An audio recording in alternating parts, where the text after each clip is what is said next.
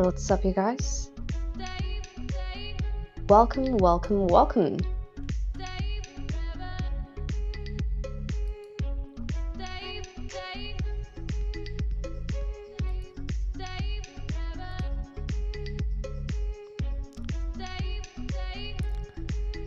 Good morning, good morning, good morning, good morning, guys. Today's going to be a special stream.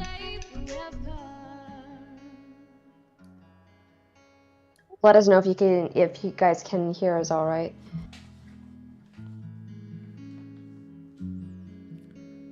Is the volume good? Yep. Audio, etc., etc.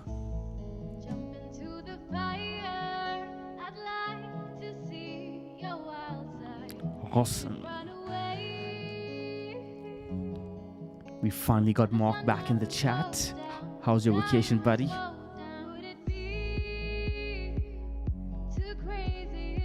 Chauvin, my man.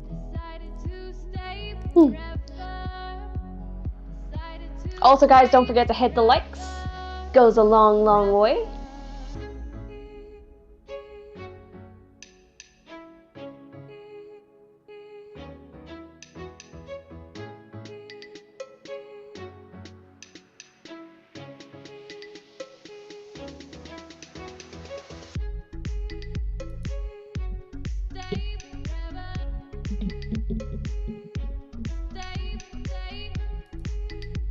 Frank the Tank is in here. How's it going, man?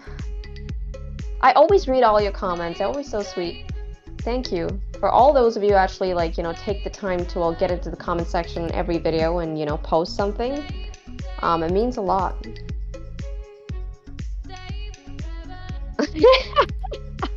Mark, don't kill me.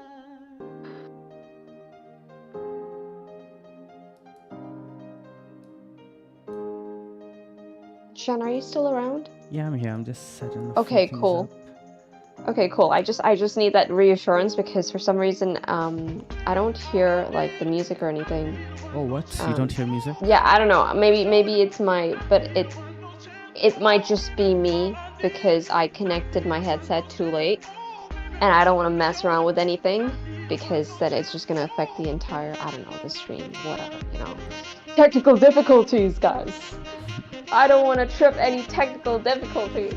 It's you, Krishna. Yes, we hear music. Oh, come on now. I can start singing for you guys. If you guys don't hear the music. Wait, can you guys hear the music though? Give us a thumbs up. Give us a thumbs up if you can hear the music. And don't forget to smash the like while you're at it too. 30 of you guys here. Only 7 likes. What's going on? Yeah, what's going on? So today we have an agenda. I'm going to try to stick to it. This is the plan, guys, but all plans fail as soon as the battle begins. Oh, you guys need to hear Krisha sing. You guys will wonder why she's wasting her time in crypto. She's better than Shania Twain. I legit think she is. She could be Canada's new Shania Twain. No. Alright, so what do you guys think of this agenda? Macro review first, then altcoins, and then Bitcoin. We're going to talk about Dixie and Tenure quickly. I'm going to also give you guys a quick explainer today. Make it a learning session, Sunday learning session, Saturday night learning session for those of you in the West. Yay! This is. Let's do that.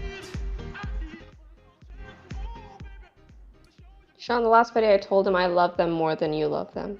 That's not because they haven't had Sean action.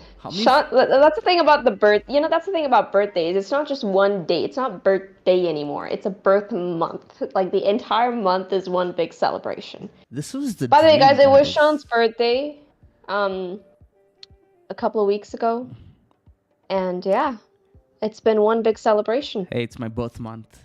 Celebrating the entire month. Also, yeah, this is a good thing. Guys, the birthday coupon's still active, Mango-B Day. I think I've added it in the description. Yes, I have. I know some of you guys were complaining that it was not working on the dynamic, but I've gone ahead and made sure it's working on the dynamic now, so you can try it. I've extended the coupon for the next 1 week. So just a heads up. Indeed. All right, I just set up the music. I think it should be good now, Mark. Yeah, Mark says perfect. Perfect. Let's go Bitcoin. AZTV is like inshallah 11. Guys, that's a new word. 11 11 to 14K Bitcoin, brother and sister, and then we shall make halal profit. Oh, I love this. No, man, I'm not down with that, bro. I'm not down with that. Right? That reminds me of that episode from Modern Family with Claire. Let's begin. Okay, let's go. I hope this is the right view. And yes, good morning. My name is Sean Dexter, and I welcome you back to the Mango Grove, where we have the beautiful Kusha and Sean Dexter wearing no pants. Why is he still not wearing any pants, you may ask? Well, who can afford pants when you can instead buy Bitcoin? Pants, Bitcoin. Bitcoin! Kusha, are you wearing pants? Of course I'm wearing pants. Just in case I gotta get up randomly. I'm not wearing pants, guys. If I get up, you guys are gonna have to deal with it. Alrighty, agenda for today, macro, but we do have Bitcoin opened up over here. My charts might be a bit messed up, guys, scale, etc. I should set up my scale for Bitcoin right over here quickly for you guys. Need to put it on the left hand side, stack on the left. We will be circling back on over to Bitcoin, but today I do want to start with what's going on with Dixie and what's going on with the 10-year yield. I gotta adjust everything to the left-hand side now. Get used to this really quickly. I'm gonna turn down the music, guys, because I can't hear myself think. Okay, that's not just me. I'm so glad. I thought I was the only person who just cannot think with music. The life of me. For the life of me. That's why I hate going to like loud clubs. I just, how do people do it? How do people go to a goddamn loud club? What's the point? Do they really hate themselves so much that they want to turn their brains off completely? Like, no. I love hearing myself talk. When I'm in the bathroom, I'm just talking to myself all the time. And Krisha's like, what? What was that? I'm like, I'm not talking to you. I come in here to get away from you. Don't roll your eyes. And she wants to keep talking. Oh my! I'm sorry. Next time you're in there, my charts leave me alone. My charts are missing. I can't. Guys, I'm trying to do new things today. So. Yeah, so we're trying like a new setup. Yeah, hopefully it's a bit more engaging for you guys. The point is to not think, says Mark. Oh, okay. I was missing the point. Your scale is on. Sean, your scale. You're gonna have to fix your scale. It's on the right-hand side. You're gonna have to bring it on over to your left. Okay. But this is Dixie scale. Who cares about the scale? We just don't. Okay, I guess. Okay, my bad. It's going down good. Okay, but let's go look at the scale, anyways. So I just gave you guys a quick tutorial on how to read Dixie. Going up, bad. Going down, good.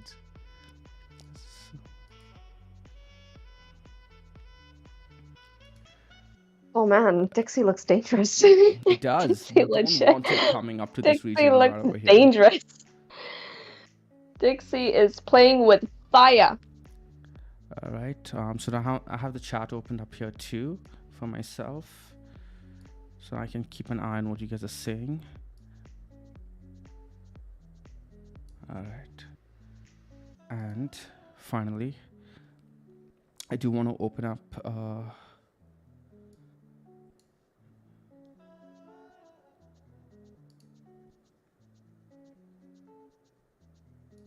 Boom. Okay, so you guys can see my agenda, right? You guys should be able to see it. Yeah. Okay, that's me. So Kusha, what are your thoughts on Dixie? Well, it's not looking good, I guess. Dixie going up is not good for risk on assets. But still up against resistance, 104, right? Like 105. So That's pretty critical. So I want to Dixie, hear, I mean, yeah, Dixie's your going up, thoughts. right? And the 10-year yield is going up too. Why is Bitcoin not going down? That's the big question. Why is Bitcoin not going? I think that is in itself a sign of resilience at the very least for Bitcoin, and one could go as far as to say, hey, that is a sign of strength for not just Bitcoin but for crypto in general, because a lot of crypto coins are doing well. Today we will be talking about a couple of crypto trades, altcoin trades, short and long. There are trades on both sides. I do want to give a shout out to Julian, who's been catching amazing trades using the dashboard. In fact, I don't know. We should. There's so much to talk about today. So I will come back to that. We're going to be talking about altcoins right after we do a quick macro review on what's going on with Dixie, what's going on with the 10-year yield. And I do want to explain why it is important, why the 10-year and Dixie is really, really important, why you guys should be keeping an eye on it at all times. Krisha, do you want to give us a quick explainer from your side on how would you look at it? Why is the Dixie important? Why is the 10-year important? Well, I'm looking at Dixie, like the dollar in itself is a trade, right? That too is a currency. It really depends on which one is, well, gaining strength. And that's why when I look at the dollar going up in strength, I'm looking at, okay, how do I put this? It's like when you're assessing Bitcoin against the dollar, there are two various assets. Bitcoin is one asset, the dollar is one asset, right? If you're just looking at it through a pure technical standpoint, if the dollar is going on an uptrend, that is the stronger asset to be in. That is accruing more value, right? And the Dixie going up is basically telling you that, hey, the dollar is gaining strength relative to whatever other asset that you're looking at. Yep. So, yeah. Perfect. And that is a very, very similar way to look at the 10-year yields as well. So I'm going to go ahead now quickly switch on over to my drawing tools right over here. We're going to scroll down. I have a bit of a explainer prepared for you guys where we can talk about the importance of the 10-year and why you guys should be looking at, it doesn't need to be the US 10-year yield. This is what I look at often, but you guys could look at the 30-year yield, or you could look at the 2-year yield, right? Now, people are always talking about interest rates. The Fed is raising. Why is it so important? Why is it so important to equities? Why is it so important to crypto, particularly, right? That's what we care about over here. So I'm going to go ahead and do a quick, very, very simplified example. We're going to make a quick assumption that the 10-year yield is going for 10%, okay? You can get 10% if you bought the US 10-year bond. So essentially, if you go out and buy the US 10-year treasury, you can get 10% by the end of the year. So if you put in, let me go ahead and, okay, there we go. I should be able to draw. New tools, guys, new tools. Do forgive me. What? Can't draw for some reason. Give me a sec.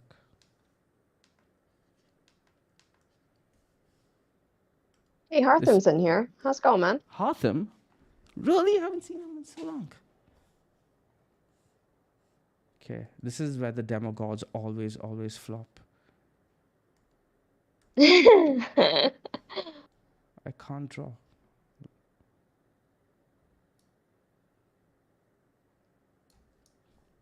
I literally drew out the agenda just before coming on live, and now I can't draw.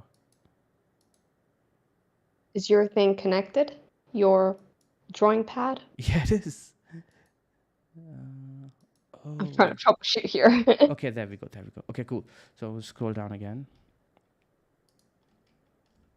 Okay, so let's say you could go out and buy a bond that gives you 10%. Okay, so essentially, if you buy a $100 bond, by the end of the year, you're going to have $110, right? So this is the base case, okay? Let's say you could do this, okay? Now you're deliberating, hey, should I go ahead and buy this $100 bond, or should I go ahead and buy Apple shares, where you can buy one share for $100? How do you make that decision, okay? So, well, first you're going to evaluate your thesis on Apple, and you're going to come up with a target price for Apple. And you're like, okay, by the end of the year, I'm expecting Apple to hit $110. So you could buy Apple, or you could buy the bond for $110. what do you buy, Kusha? And Sorry, say there's that no again. right or wrong answer over here. We're just going to go through an exercise, and you could give me your reasons. Buy Apple or buy a bond for $110? Yeah. So you could buy Apple, okay? Currently sitting at $110. Oh, sorry, $100. You have a target for Apple reaching $110, okay?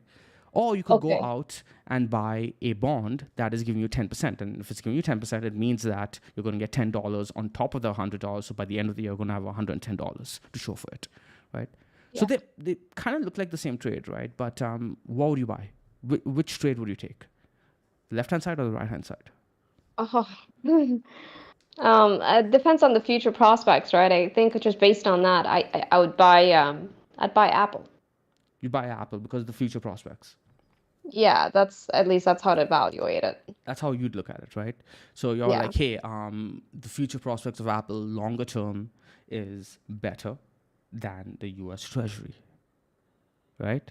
Yeah. Yeah. But you're saying that the future prospects within a 1 year, based on this, you're saying that or rather, these numbers are telling you that the future prospects are the same. If you've come up with this target, okay, this is your target, Krisha. Your target is $110 by the end of the 110. year. Yeah. So based on this, you're saying that the future prospects are the same for both of them, right? I guess, yeah, because I'm buying Apple at 100, my target is 110, Yeah. getting 10% on the 10-year yields. Yeah. What I'm teaching you guys over here to do is to think rationally and think critically about the decisions you guys are making, the buying decisions you guys are making, and where you guys might be going wrong, right? So Krisha is saying that the future prospects of Apple are better, but at the same time, her target is the same as the US 10-year. So is that your future? Is that you saying that the prospects are better within this target duration? Or is it you saying that, hey, over a much longer period, I think Yeah, Apple's over gonna much. Yeah, the latter, right? of So what course. you are essentially saying, Krisha, is that you are willing to underperform in the short duration, Yeah. regardless, right? Because is it really, like, if I had to tell you that you know what, you need to pull your money out of both of these options within 1 year, okay, and you are evaluated as a portfolio manager, you are going to be evaluated based on what happens after 1 year, not 5 year. You're not Kathy Wood here, all right? You're like every other lame-ass portfolio manager who cares only about what happens within 1 year. Yeah. Right? Because they're evaluated, their performance, their reporting, etc. is based on 1 year intervals. What if I told you that this is what you have to make your decision on? What would you do? Then it's the bond, of course, because there's no risk associated with it, right? You already Exactly. have what is guaranteed to you, which is your 10%, versus Apple that would have it would have like a speculation risk associated with it, right? It could get up to 110, it could not get up to 110, but you know that the bond is like a solid sort of bet in that, okay, 10%, 10%, that is that's the rate that you're Risk-free getting on it. rate. It's the Yeah. risk-free rate, right? So, guys, the US 10-year is what you would call your risk-free rate, right? Exactly what Krisha just went through right now. She broke this down in her head on her own, came up with the same explanation of this term here that they use, the macro analysts use, the jargon that they use to complicate things, right? Which is essentially what she just said. There's no risk associated with this. That's why it's considered the risk-free rate, because the US government is literally going to print the money and give it to you. They can constantly print, right? And by the way, guys, when they say risk-free rate, they're talking about default risk, right? They're not gonna hard default because they can just print the money. That doesn't mean that they won't soft default, but that's a different topic for another day. So the US 10-year giving you 10% is essentially telling you that my risk-free rate is 10%. So everything is going to be judged based on that. Every portfolio manager is going to be asking that question. Should I take Apple at $100, currently priced at $100, if I think by the end of the year, I'm going to get $110 out of it, right? And they're going to say, a lot of them, Kathy would know. Kathy was going to say, no, I'm going to buy it regardless, because my horizon is 5 years, 10 years from now, 15 years from now, right? And that changes the math completely. But most portfolio managers are going to say, hey, no, I need to get more than this for me to make it worth it. Maybe they say, hey, for every equity, I need at least 15% to make it worth it for me, because there's a risk associated to Apple, right?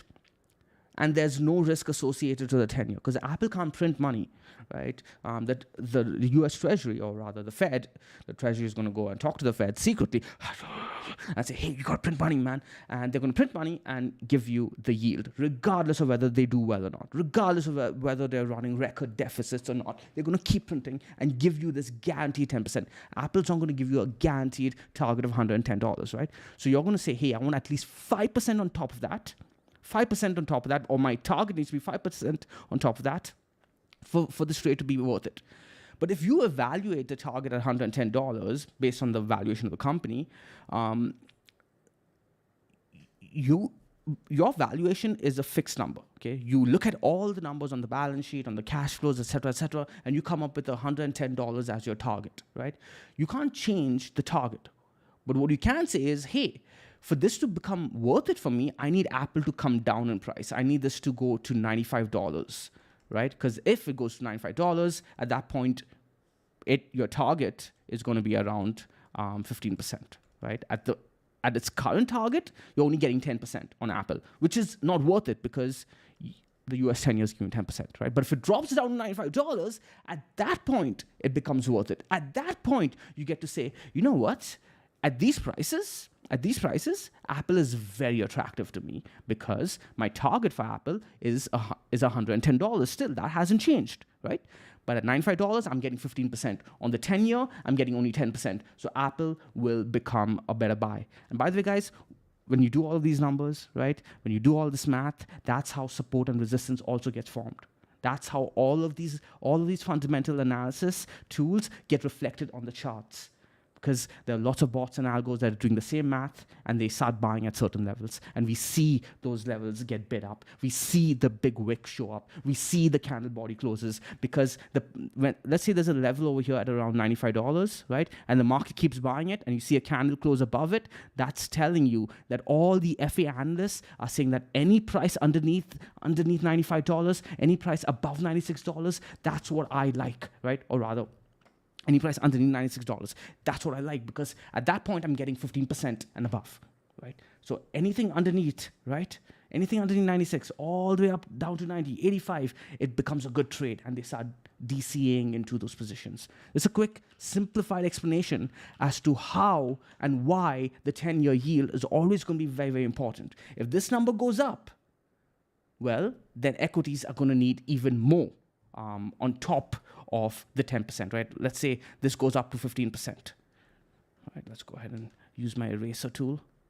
If this goes up to 15%, then people are going to be asking 20% from equities. Maybe, okay, depending on lots of other factors, but I'm keeping it very simplified over here, right? They're going to say, hey, I need 5% on top of my 10-year to make equities worth it. That 5% on top of the 10-year is called the risk premium, because this is a risk-free rate, right? This is the risk-free rate. Well, if I'm going to take on risk, I want a premium on top of that, right? So that's going to be 15% minus 20, a 5% risk premium, right? Also called the equity risk premium, ERP, right? Now, with this in mind, guys, if I know I can get 20% by trading equities, if the market is saying, hey, you should be getting 20% by trading equities, I can say, you know what? Crypto should give me even more. So we in Mango can come up with our own term and say we need a CRP, which is the crypto pretty cool risk premium, right? So this is how we need to think about things, guys. Okay, we're going to be more sophisticated than every other community. Okay, and we will know that every time we put on risk, we are getting our money's worth, our risk's worth. Because we want to be as stress-free as possible, right? So ultimately, what we are looking for is the 10-year yield to have less risk than equities, and the equities to have less risk than crypto, right? But for Bitcoin, we're going to make an exception, and I'm going to explain why in the next stream. If you guys enjoyed this explanation, let me know in the comments down below, and I'll do more of these at the beginning of each stream. And any questions on this before we go further with the analysis? Yeah, let's hear some questions. Teal has a question. He says, do you think Kathy Wood has a bad strategy, just based on what you've explained so far? I don't know, man. I'm not.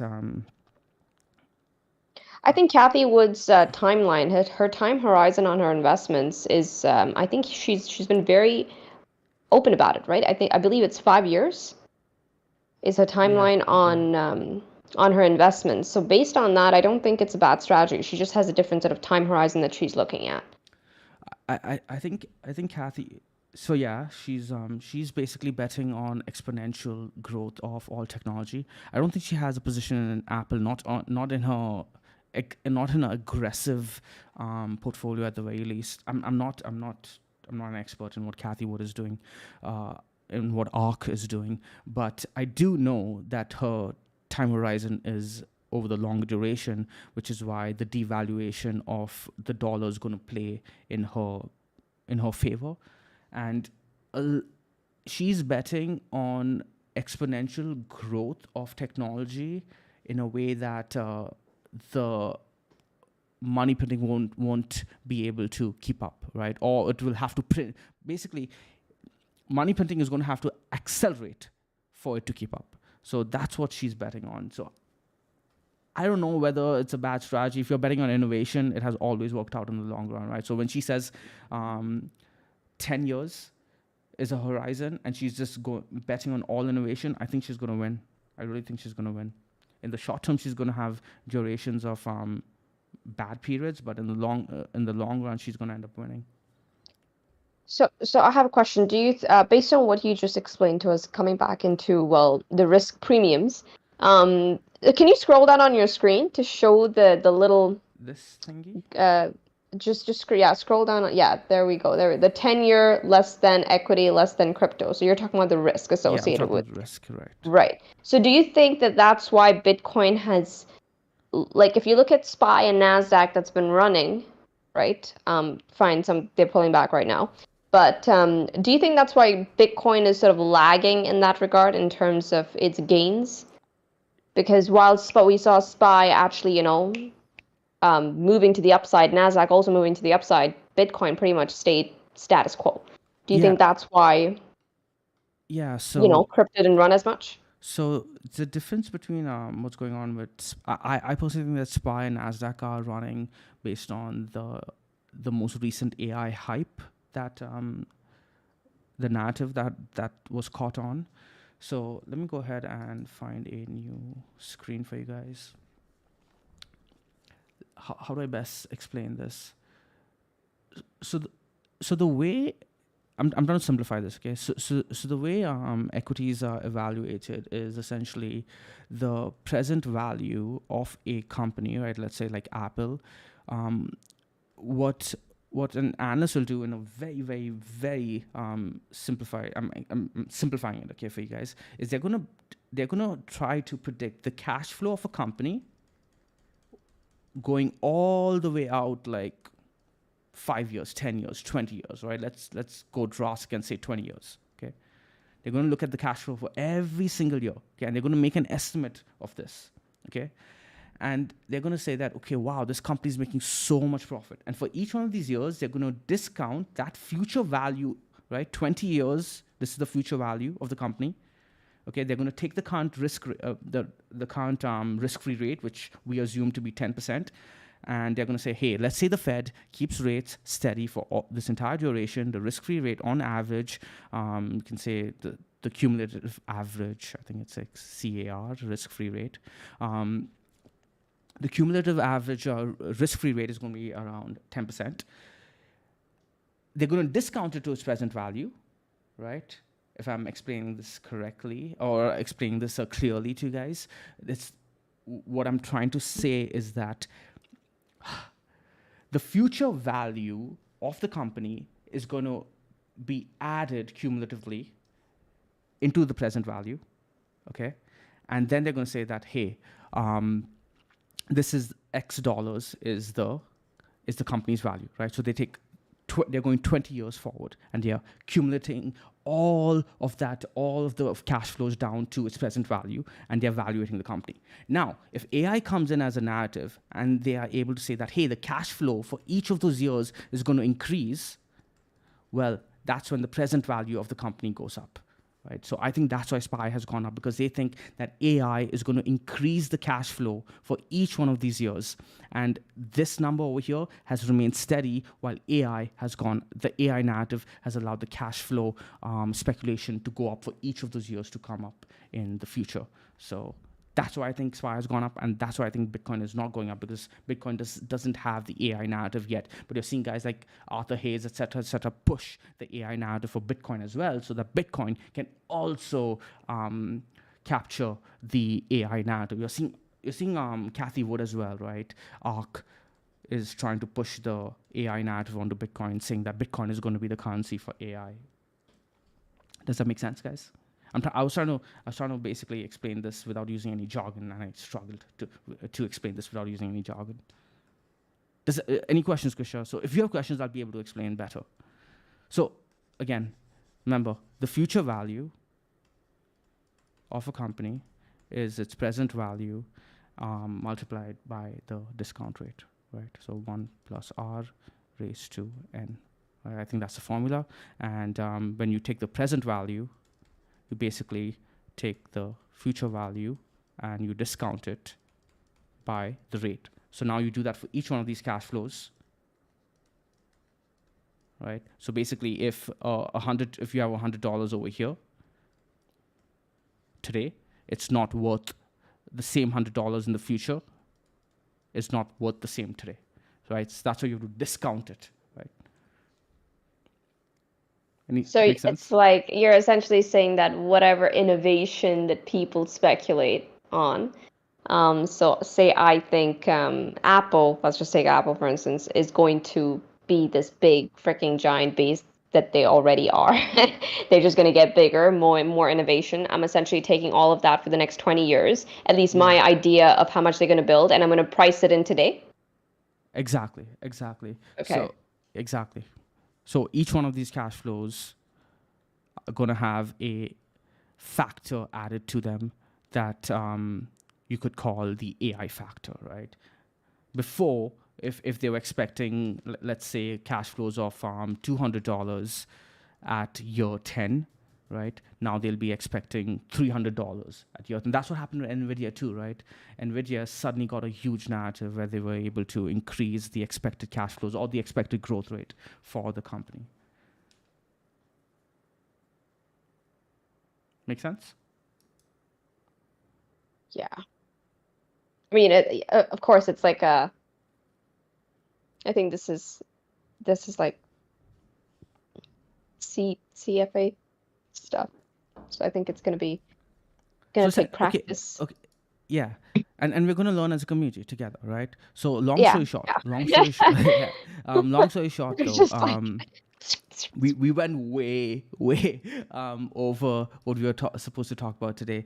But long story short, what we need to look at is this bit right over here, that the 10-year yield is going to be the basis for every decision that most equity analysts make, and every equity analyst is going to be making their crypto decision based on whether or not they're getting too risky on equities or not. So if they already have such a big hurdle to bypass with the 10-year yield currently sitting at 4.334%, right? It's going to be tough for Bitcoin to catch a bid. The fact that it is catching a bid is really, really, really good, right? Because we should have broken down this level already. Like, we lost the weekly dynamic. Like, you can see that this dynamic level is being respected as resistance, but the bears are seeing no follow through whatsoever to the downside. Your thing is covering your chart. Apologies. Right. Okay. Yeah. So I'll say that again. The US 10-year yield is currently sitting at around 4.324%. You're seeing it apply massive pressure to the upside over here, right? So remember, when the risk-free rate is going up, Bitcoin should be seeing pressure, because people should be saying, hey, why should I buy Bitcoin if I'm getting so much from my risk-free rate, right? But Bitcoin is holding strong, even though it has lost the weekly dynamic level. And this is just no ordinary level. You can see that it was respected over here. And now when we lost it, it's being respected as resistance. The market is respecting this level. but we're not seeing any follow through towards the downside. The bears are scratching their head. The bulls are getting excited. And soon the bears are going to start closing out their short positions just to hedge against the possibility of a massive short squeeze. And as price starts drifting up, okay, and starts testing all of the stops in this area over here, you're going to start seeing more bears start feeling pressure, more bears start feeling pressure. This high getting taken out over here is going to be a big wake-up call for people. And then depending on whether we grind to the top over here or move really fast to the top over here, these levels over here at around 30,500 to 31,000 getting tested is going to be really, really key. If we grind to the top over there, I'm going to be expecting price to just blow past and us make our way all the way up to $45,000, 42, 45,000. If we make our way really, really fast to this level at around 31,000, 32,000, I'll be expecting shorts to enter at this level. Any thoughts, guys? Bitcoin. Questions on Bitcoin. Let's go.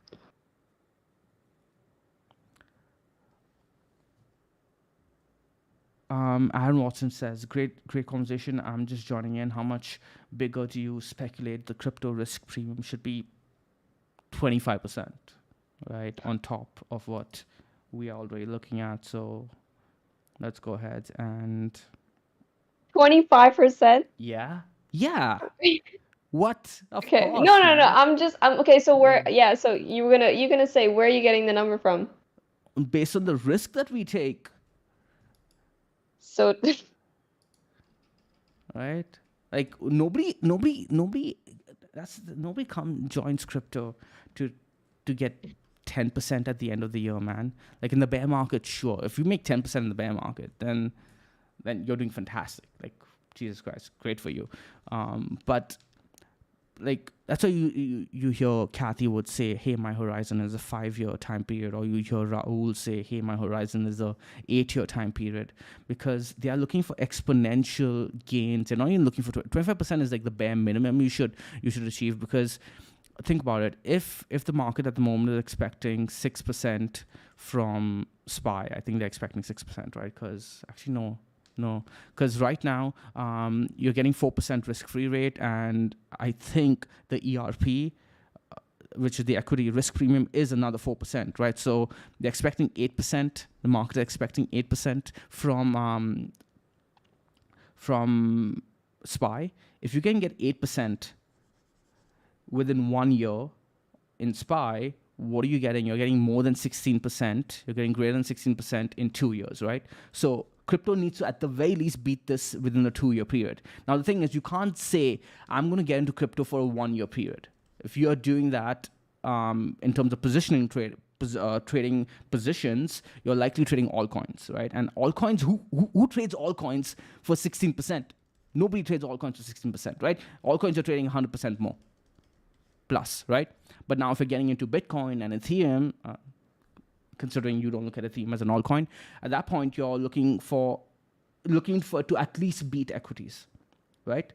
And you're looking for it to beat equities by, I'd say, 8%, which is it's 1 year gains plus 8%. It's 2-year gains plus a third 8%, right? Which is 3-year gains. So you want to be at least beaten by an entire year's worth of gains on if you're getting in only for 2 years, right? At the very least, this is the minimum you should be getting from your crypto gains, in my opinion, which is 24%, right? But let's just round up to 25%. Does it make sense? So in all, guys, it's going to be some time until we see rallies across the board. A rally that is significant. The thing is, in crypto, you can get this in one. Yeah, exactly, right? People have to really, really say, hey, you know what? I think Ethereum can pump at the very least 25%. And that's not hard to beat. The real issue is, will you face a drawdown before you get that 25% pump that is going to eat into your gains, right? So now that's where it gets really, really tricky, because you need crypto to be able to withstand your drawdown. Let's say you enter over here, right? Saying, hey, I think I can get at the very least 25%, which is here, right? This is my target. Well, the way you're looking at it is that, hey, I can expect crypto to dump, and then I can still expect price to come up over here. So you are now expecting maybe this range over here could be a 75% pump from when the market actually turns. And crypto can do that, right? Crypto can do that. You can see 3 days of 20%, 20%, 20%, 20%, and suddenly you're at like 75%. Sean says, thank you, made a lot of sense how you broke it down. I hope so, man. I'm going to keep trying to explain these concepts to you. I'm going to get better at explaining it to you. I struggled a little bit with the explaining how cash flows are discounted to their present value because I was trying not to use jargon, but that's just difficult to do. But I'll figure out a way to explain Well, it to you guys. I think you did a pretty good job. Thank you. Thank you. I think you did a pretty good job there. Yeah, but guys, if you have any questions on, well, the cash flow segment or Dixie 10-year as well as Bitcoin, this is the time. Which is why, by the way, guys, you will Yeah. see a lot of like value investors disregard Bitcoin completely because they don't see cash flows on Bitcoin, right? Bitcoin has no cash flows, which breaks all their mental models of how do you evaluate this company called Bitcoin?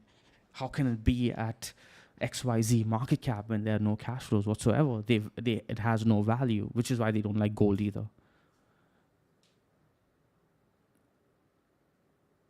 No, risk premium is not based. That's a really good question, Aaron. Risk premium is not based on volatility index. Let's use risk premium is basically what it's honestly based on sentiment. The market could say, hey, you know what? We think inflation is a big problem. We want more of a risk premium. We think the market's going to go into a recession, which is the opposite end of inflation worries. Because we think the market is going to go into a recession, we want a higher risk premium. So the risk premium is essentially a derivation of what the market is asking based on price. So you look at price first, right? You look at evaluations, and then together you can derive what the market is essentially saying, hey, this is the risk premium we are demanding. And volatility, by the way, volatility is an embedded factor within that, right? So if you look at the MOVE index or you look at the VIX, for example, that is actually also already embedded into the risk premium.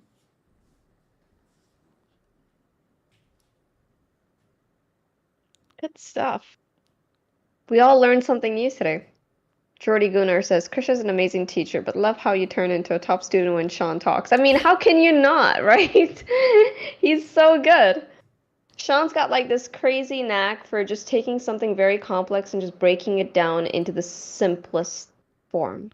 I'm trying. Like seedlings, you guys know just how good he is at that, right? Throughout the entire course. Like, he's been such a freaking blessing to all of us just trying to learn. Did this bit make sense to you guys though? Like, this is the most important thing that you guys need to understand, that the 10-year yield or the 30-year yield, whatever you want to use as your risk-free rate, right? That is the basis on how you should measure every investment decision in your life, right? Like if Bitcoin, for example, ever comes down to its expected returns over like a 5-year period, right? Cumulative returns, you're expecting that hey, I'm going to get 20% on Bitcoin. You got to really ask yourself, is it worth the risk? Maybe it is. Maybe Bitcoin reaches a level of global acceptance and volatility drops down extremely low to the point where you're like, you know what, I don't mind getting 20% on Bitcoin because it's not that risky anymore. And I think it's approaching that, right? Because you're seeing Fidelity put its stamp of approval on it. We're seeing, hold up, just turn off my alarm. Yeah, we're seeing Fidelity put its stamp of approval on it. You're seeing BlackRock. Who else, guys?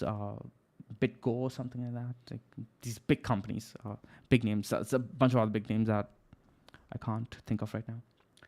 But yeah, eventually, when you start seeing, sovereign wealth funds enter, all of them start allocating 5%, 5%, 5%. It's going to be really hard to push the price of Bitcoin down as easily as it's you're able to push it down today. So the risk is going to get eliminated. Arthur Maloko says yield curves 10-year, 3-month are more inverted than ever before. If history repeats, it will get ugly when those re-invert. I also don't think history has ever had people talk about the yield curves as much as they are talking about it today, right? I also think that history has never had corporations have as much of a balance sheet cushion as they have today. And there's also a great book written by Ron Chernow. He wrote it in 1998 or 2005. Anyways, he's a historian, right? He's won a lot of awards for his great books on biographies written on great financiers. But he talked about this one idea called the death of the banker, right? And then he explained three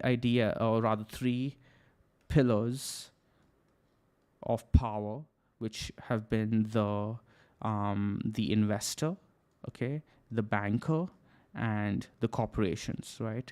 And initially, all the power was with the investors. You could think of these guys as the emperors and the royals and the lords, etc.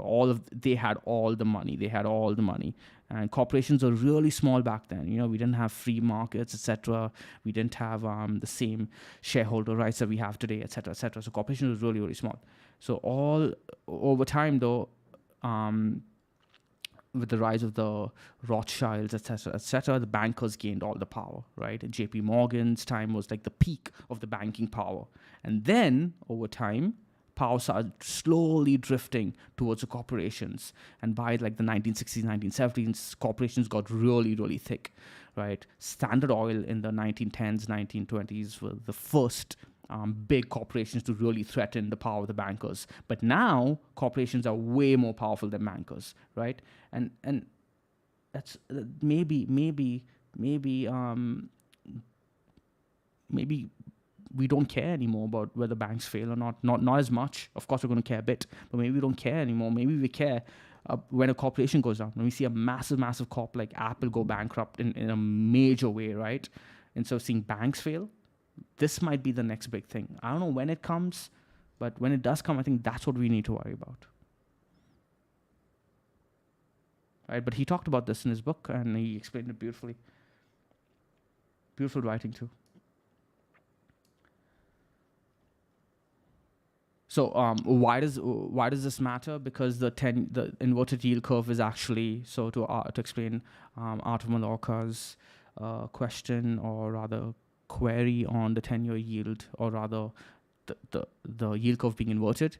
So corporations manage to load up their balance sheets by borrowing on the front end in the beginning, right? So they have a lot of cash that they are paying very, very, very little interest rate on, let's say 2%, okay? They borrow for like 50 years. Now with interest rates so high, right? So they've borrowed on the long end, right? For 50 years.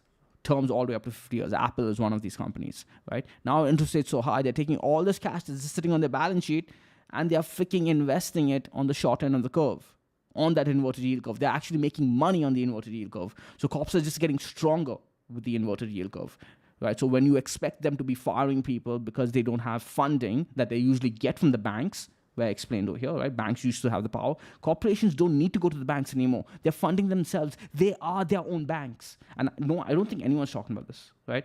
I'm not sure if Julian's here, but he follows a lot of macro analysts. I'm pretty sure nobody's talking about this. Corps are actually able to fund themselves, and they're going to be constantly getting bigger and bigger and bigger because of this. The inverted yield curve is helping them. How's it going, Murali?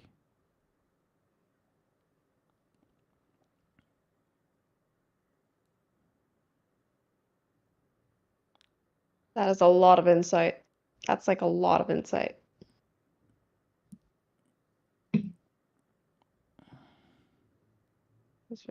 Heard some macro conversation about this. Yeah. Nice. Send me paste those links in Aaron has been posting some good links in the Grove. Aaron and Julian. Man, it's so good to see Hatham in here. How's it going, buddy? Morley, there was a good segment one of Sean's golden nugget drop. I wait. suggest one of the videos that I I was definitely suggest drawing kind of this entire rewinding time in. and you guys couldn't see. Oops, my bad. No. We saw the drawings for the most part. Oh, okay, okay. Yeah, the investor, banker, and the corp. Okay, cool. Thank God. Going I was like, oh,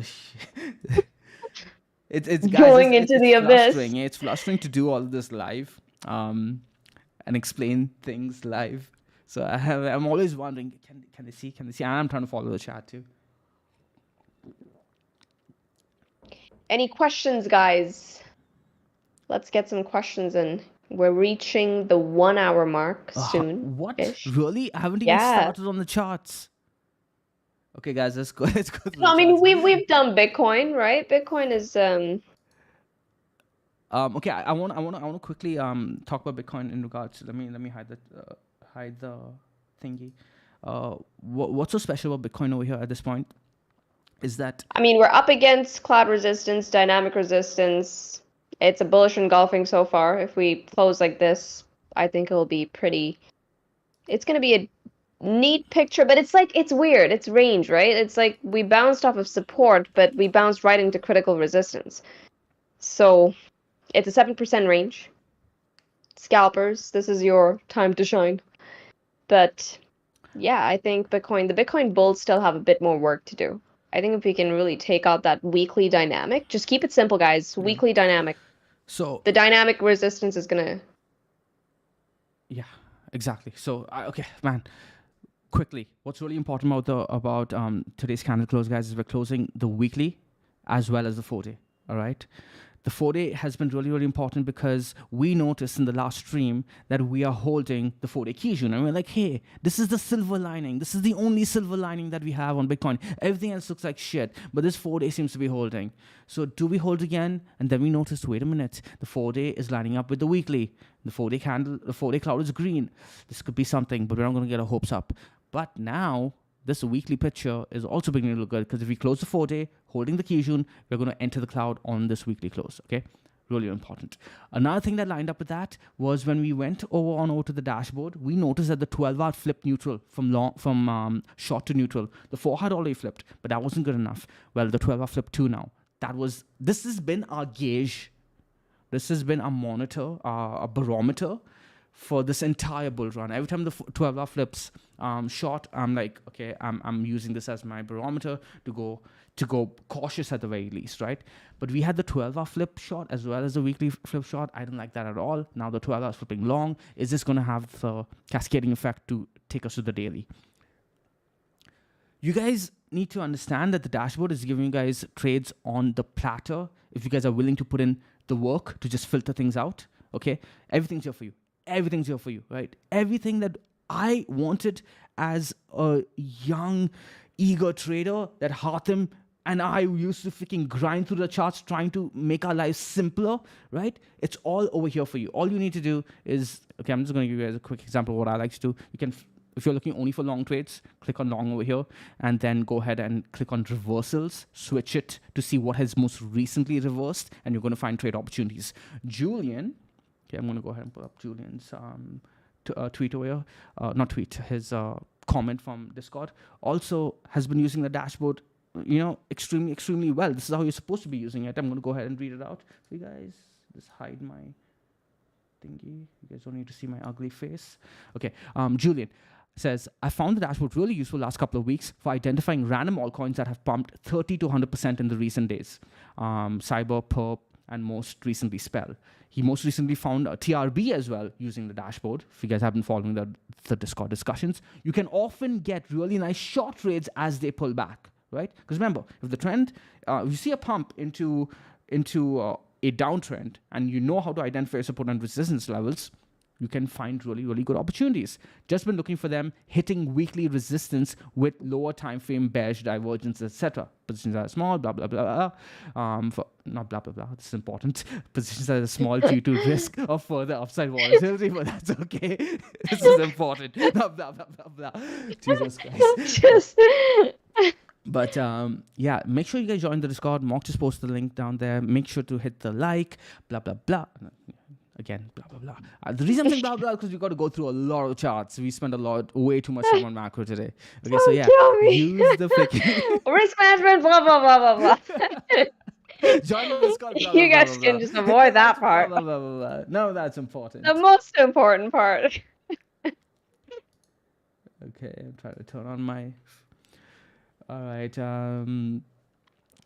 Yeah. So, hey, see ya, Aaron. Thanks for joining, buddy.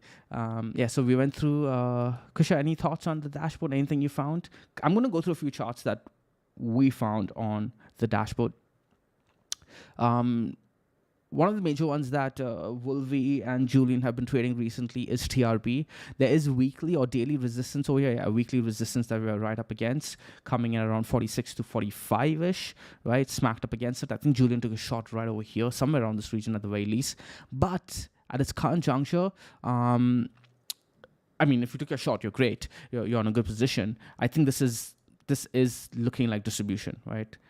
This is looking at distribution. I wouldn't be too surprised if it does pop up one more time, tap these lows over here at around 49.50-ish, right?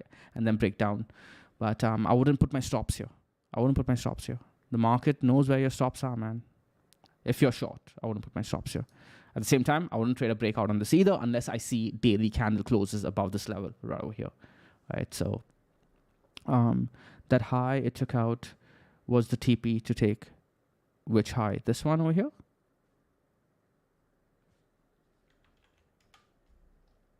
It didn't take. Are you talking about this one over here? Okay, you're talking about this one over here. Okay, you're talking about the. Okay, cool. Yeah, I agree. Yeah, so right now, guys, you don't want to be longing into weekly resistance levels, right? I'm going to give you guys another example. So this one over here, by the way, if we do see the 1 hour breakdown, it could come all the way back down to at least 25. Yeah, 25. 20. This is a good short trade because this could come down quickly, and you want to have your. Yeah, that's 35% down move. You want to have your take profits on your short trade already set because it'll bounce just as quickly, and then you're going to feel the pressure. You're going to feel emotional. Yeah. It's going to come down anyways. I think it's going to come down further if it does come back down over there. But you're going to be like, oh my god, I've given up. Guys, I've gotten wrecked by not. There's no worse emotion than getting a really, really great short trade on crypto and then watching your profits rack up, feeling great about yourself. And then when it hits a support level, you're like, you know what, I can get a tad bit more. And the wick shows up. That's fucking ass, man. That's ass. And then the emotions hit you. And you're like trying to scramble to take whatever profits you can, and then it comes down anyways after you take profits. So yeah, I've noticed for shorts, it's just best to have your profits set in place. Sean, are you familiar with underlying 18.6 year land real estate property cycle? No, I know nothing about real estate, man. The cycle plays out spectacularly well over the past 200 years and has huge correlation. I'd love to hear more about this, though. Are you in the Grove? I'd love to hear more about this.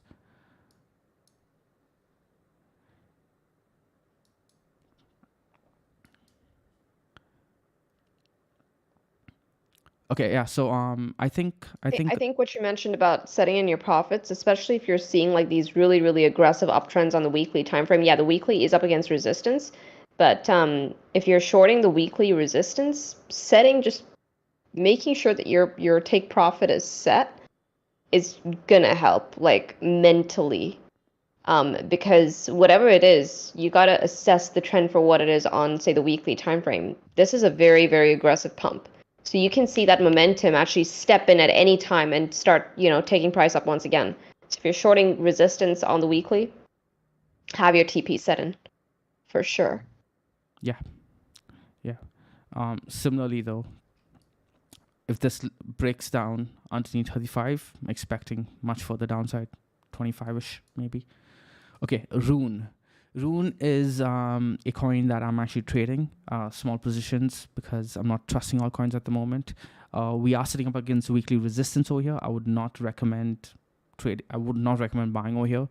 At the same time, my position's too small for me to worry about taking profits because I'm looking for this inverted head and shoulder or Adam and Eve kind of structure to break towards the upside. I am looking at this based on structures on the lower time frame. I'm going to go ahead and pull it up for you guys really quickly. I put my scales on the left hand side for you guys. So there's this downward descending triangle.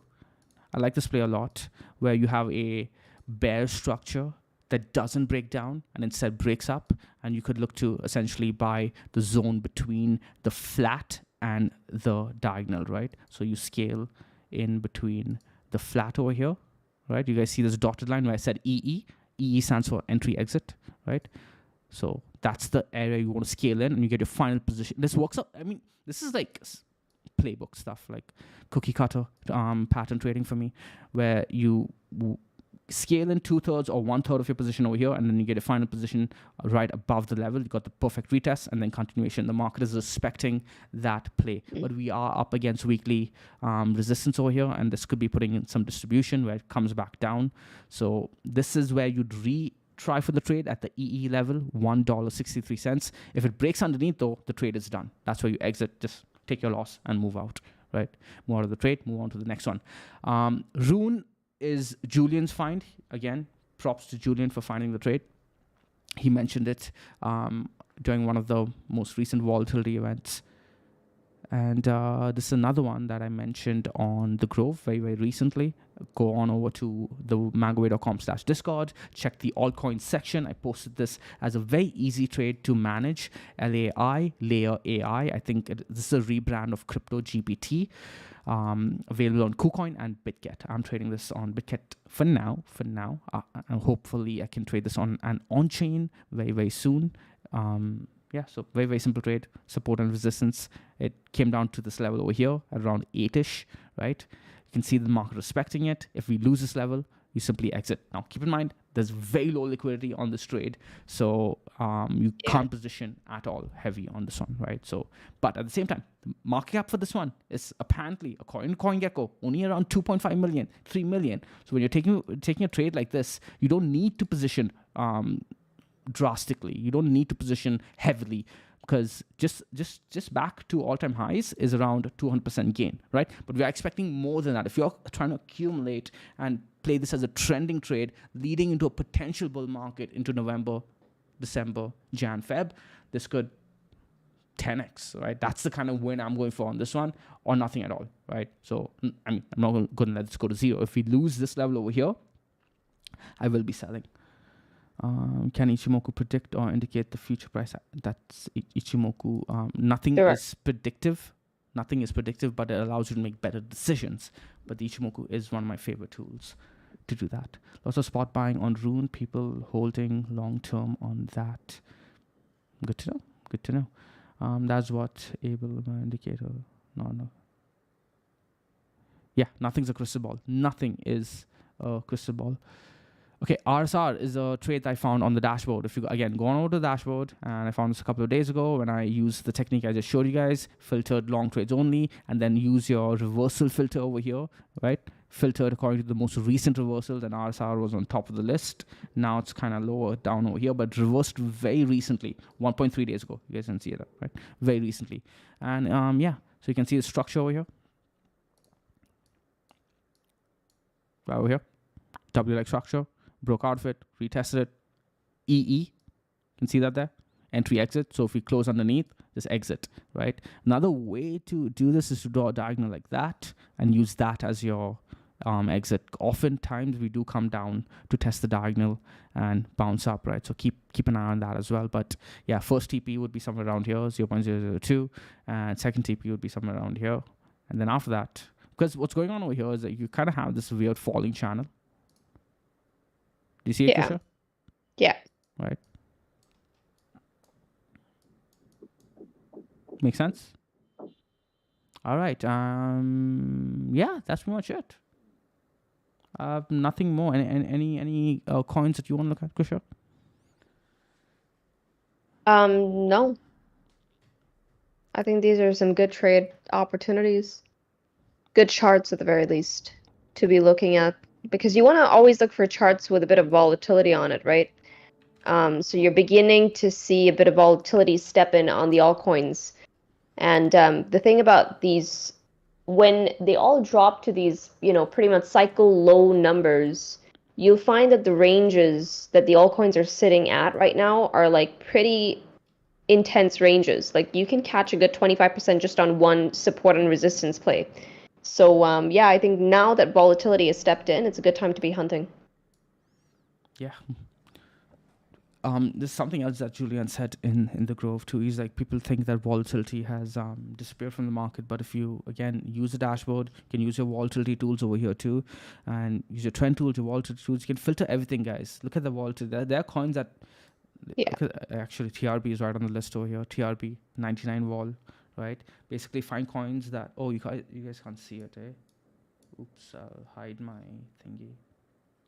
But I'm gonna say this though. So some of these coins, some of them are mid and low M caps. Be careful of the low M caps per se, because while those charts can look good, if you're someone who likes trading in big position sizes, you got to make sure that the asset that you're looking at can actually withstand a big enough position size. Because oftentimes, yeah, the charts look freaking spectacular, but there's not a lot of volume on there, I think right? it's yeah. I So you just honestly, got to be careful. So make sure you look at those little tiny nuances when looking at the low M caps predominantly. So just a quick sort of tip for some of you out there. also there's some exchanges that just don't have the liquidity to get positions in, so you want to look at that as well. It's a great tip. I do think that trading the mid caps to low caps are the play at the moment, provided that you can exit, provided you have the liquidity to exit. Right. Mid caps to low caps, the high caps, maybe Sol is the one coin you want to look at because, again, midterm, not long term. Hi-Fi, Mark mentioned. Is this the one you're talking about, Mark? It looks like, I don't know what this. There's no TA, man. It pumped and now it's dumping. Yeah. So I can't. Maybe on the lower time frames you can look at what's going on over here. Holy shit! No, this wants to come down further. Based on the lower time frame, this wants to come down further. Yeah, that last 4-hour Yeah. candle was not. Yeah. This. Okay. Trice has actually been a very good chart. This is the 15-minute. I think Tries broke down from a rising wedge of sorts on the weekly time frame at the very least. That last. Look at that candle. That pickup is pretty good. Like the reason I've been hesitant on Trice, even though this trend has been so strong, like high low high low high low, and again got defended.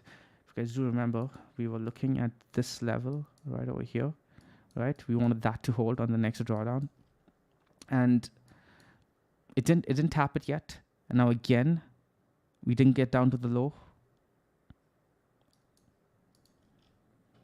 Yeah. Really interesting. Really interesting. Like if you look at how it's been trending for weeks now, Krisha. Yeah. But we were seeing strength leading up to the previous peak, right? Around $4.20. So you wanted to see some more additional strength here.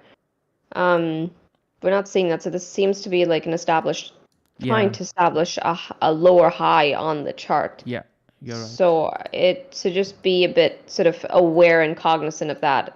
Right now, I do believe that it's sort of, while it was a trend before, I think it's entering a more range-bound stage. So I would say if you're trading Tries, trade the support and resistance on it. Good point. So next support coming in, where is this? $2.60. Caspar. Like in this, look at that. Like it's 37% on that range. This is what I mean, guys. When the altcoins drop to these crazy cycle low numbers, you're looking at massive ranges here. So just playing support and resistance can net you like a pretty good gain. What else? XRP is a scam. This is a good chart. It's a really good chart, guys. Caspar. Oh, Caspar. Might be topping out over here though, but great chart.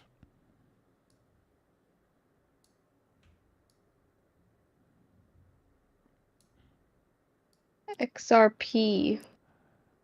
Jason Caspar. Man, it really sucks, man, what happened to Jason. Really, really brutal. I, I hope you guys can take to heart the lesson that like he made. Oh, you guys can't see me. Jason was mature enough to and like strong-hearted enough to come out there and make a video saying that, hey guys, don't make the mistake I made, right? Because it's really hard to do that, guys. It's really hard to. I don't know whether I would have been able to do that. Honestly, I don't think I would have been able to do that. Not as soon at the very least. Out of like, you need at least 4-5 days to just get my head together. But get a cold card, guys. Just get a cold wallet, get a ledger, get a Trezor, get a cold card, right? Just don't keep your funds on exchanges, not more than you need to trade, and use a hot wallet very minimally, very minimally. Yeah, because be careful of the permissions and stuff that you give various apps for your hot wallet. Like there's a lot of attacks that can be launched just based on that one approval that you give some of these applications, right? So yeah, just take certain precautionary measures. Make sure you don't have too much on your hot wallets, especially if it's just there and you're not trading, you're not doing anything with it. Make sure it's not in a hot wallet. Yeah. Yeah, Shervin, like that was an intense blow. I think he said he lost 700K. Apparently, Mark Cuban just lost 750K as well. So, MetaMask. Okay, yeah. Hot wallets, guys. Careful, careful. Jordy says, what would be your best recommendation for cold wallet storage? If it's Bitcoin only, I recommend Cold Card. If it is altcoins as well, then I guess you pick between the Trezor or the Ledger. Ledger had some most recent security FUD, but I'm not sure whether. Just pick Trezor. I mean, why risk anything, right? Just pick Trezor. So it's Cold Card. If you want to go Bitcoin only, you can air gap your transactions, or you go with Trezor for alts plus Bitcoin. Never stored XRP hot. So is XRP like, does it have like a native token where you need like an XRP? I've never held XRP, so I sound like a complete idiot right now, but no shame in admitting I've never held XRP. Not off the exchange. Every time I've held XRP, it's with the intention to trade it for more Bitcoin. Because I don't know anything about XRP, man. Can't hold it. I don't hold coins that I don't know nothing about. Yeah, man, Trezor's good. Yeah, Trezor. He hasn't heard of Trezor before. Like, I honestly think they're the more superior wallet, at least from my experience. Ledger has better marketing. But their marketing sucks. Their marketing sucks so bad. Okay, so anything else? I think we're good. Yeah. Any questions, guys? Come on, stage is open. Any questions, sir? Any questions? Make sure that you guys join the Grove. That way we can... the Mangoway, yeah. The mangoway.com/Discord. Join the Discord.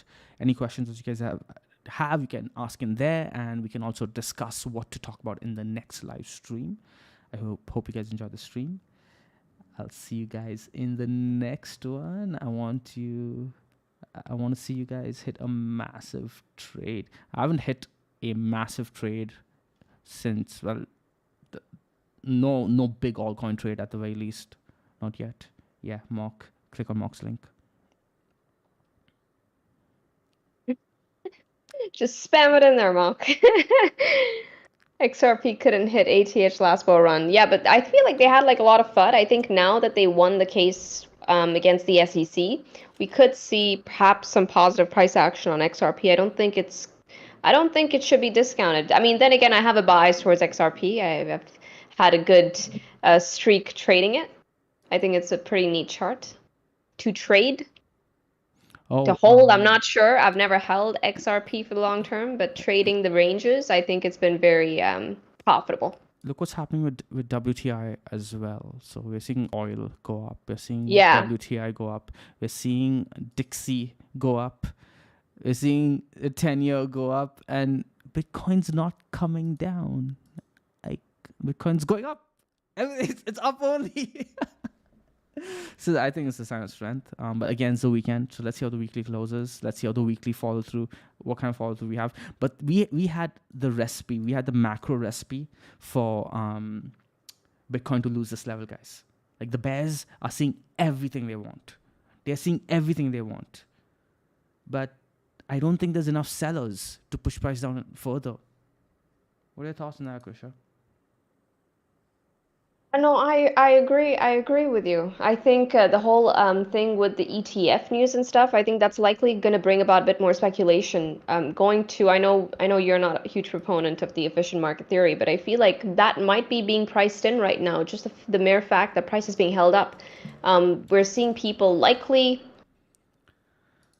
you know, bid Bitcoin up for the future of these ETFs actually being released. Because I'd mentioned this in one of my daily videos. The prospect of an ETF being released, a Bitcoin ETF coming to fruition, has never been greater than it is today at this moment. So I feel like there is a speculative drive right now on Bitcoin actually holding it up. So that all should be sort of, mentioned. And people need to be cognizant of these things. Yep. All right. Somebody asked about Cyber. So my thoughts on Cyber was basically pumped and dumped back into support. And if it loses that level, you're likely seeing it come down to $3.50 after that. So it looks pretty bad. You wouldn't want to see something retraced this much, right? It retraced pretty much. If you look at from high to low, more than 60% of its move. If you look at just from the breakout point, it has it's retraced the entire thing of the breakout point. What am I saying? I'm clearly tired. All right. With that, do the mango way, do the easy way, do the stress-free way. I'll see you guys in the next one. Krisha, any final thoughts? Or you want to say goodbye? No, that's it, guys. Have a good Sunday. Ciao, you guys.